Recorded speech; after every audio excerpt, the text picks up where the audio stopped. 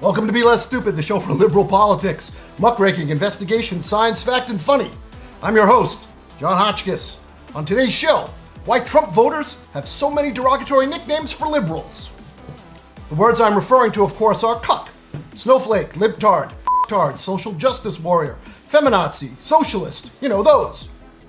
These nicknames are ubiquitous. Write anything pro-liberal or anti-Trump on the internet, and the trolls will magically appear.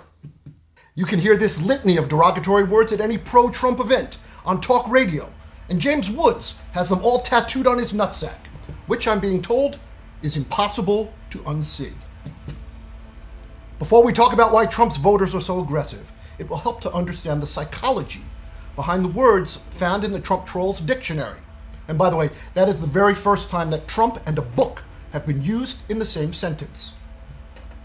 To the alt-right, a cuck is a cuckold.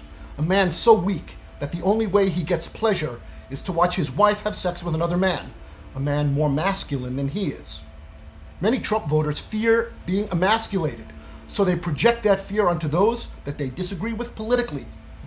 Trump's voters also refer to liberals as betas. Men are divided into two groups, alphas, like Trump, who are leaders and they grab pussy, and then there are betas. Well, betas are weak men.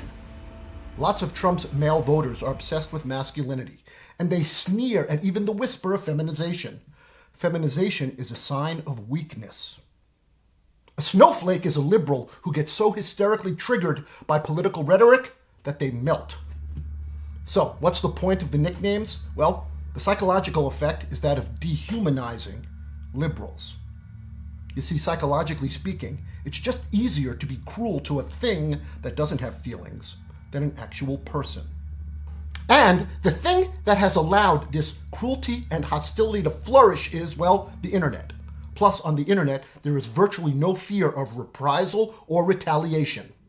The internet has no mechanism to reach through the thicket of wires to punch some asshole who calls you sad, weak, or a fag.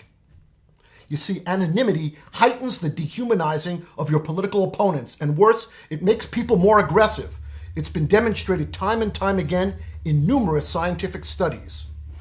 Let me just give you one example. If two guys have a disagreement in public and one guy punches the other, the guy who got punched is going to wince. He might get angry or bleed. These social cues give people who aren't psychopaths feedback about how their behavior is being received. On the internet, trolls can't see tears in, say, a woman's eyes after they write, "You should be raped," in the comments of her blog post about why Popeyes is better than KFC. Again, that is because anonymity makes people more aggressive. Not only that, science has determined that when people discover they won't be held immediately accountable for their behavior, they tend to fall back on crude and primitive behavior. Think about it.